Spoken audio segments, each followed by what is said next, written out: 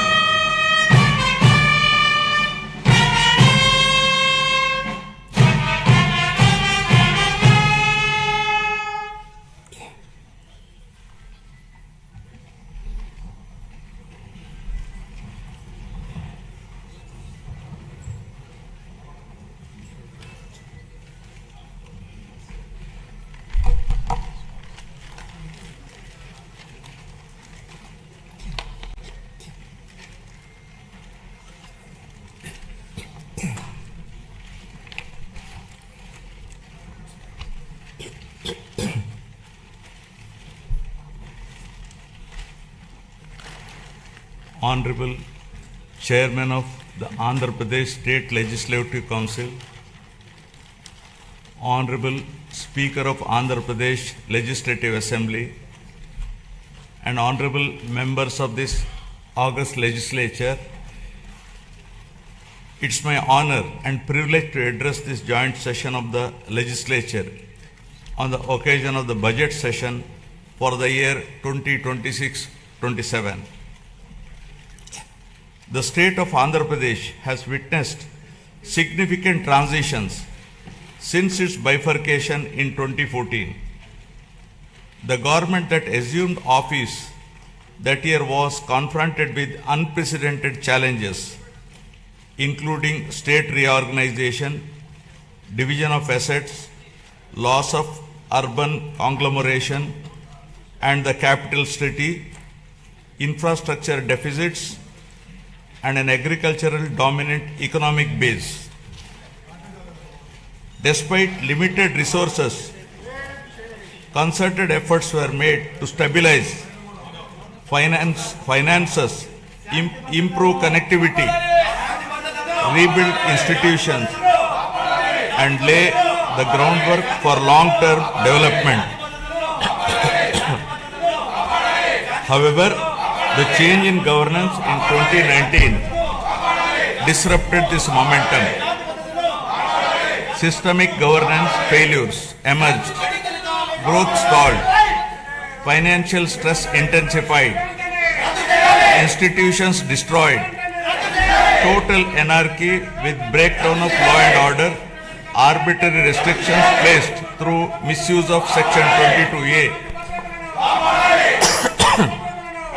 and key sectors such as infrastructure, power, irrigation suffered serious setbacks.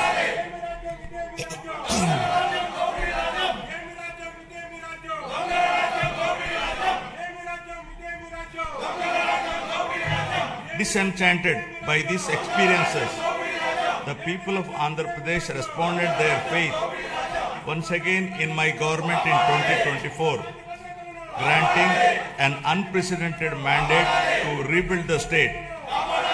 The decisive verdict of electing National Democratic Alliance government reflects their deep trust and confidence in the leadership of Honorable Chief Minister Sri Nara Chandrababu Naidu Garu, the committed partnership of Sri Pawan Kalyan Garu, Honorable Deputy Chief Minister, a full year budget, Honorable Deputy Chief Minister, and the continued guidance and support of Honorable Prime Minister of India, Sri Narendra Modi Garu. Over the last 19 months, my government has followed a calibrated path from revival towards ascendance. Immediately after assuming office, an interim finance plan was placed to stabilize governance and address urgent obligations. This was followed by our first budget, prepared within a short span, which focused on delivering Super 6 and other welfare measures and restarting development activity.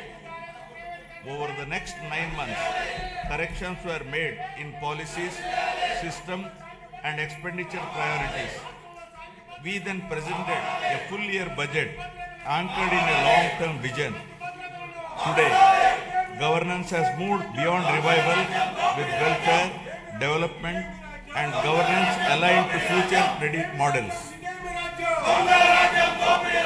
Upon assuming office, my government placed transparency at the forefront by releasing 7 white papers that objectively documented and thereby made common citizens understand the misgovernance in public finances, derailment of the Polavaram project, destruction of the power sector, misappropriation of natural resources, criminal excise policies, deterioration in law and order, and the misguided 3 capital proposal with an aim of destroying futuristic Amaravati that stalled the state's overall progress. By openly acknowledging the problems, my government demonstrated transparency and seriousness of intent. Rather than treating them as standalone reports, government viewed these papers as a starting point for course corrections. Present phase of governance is extremely critical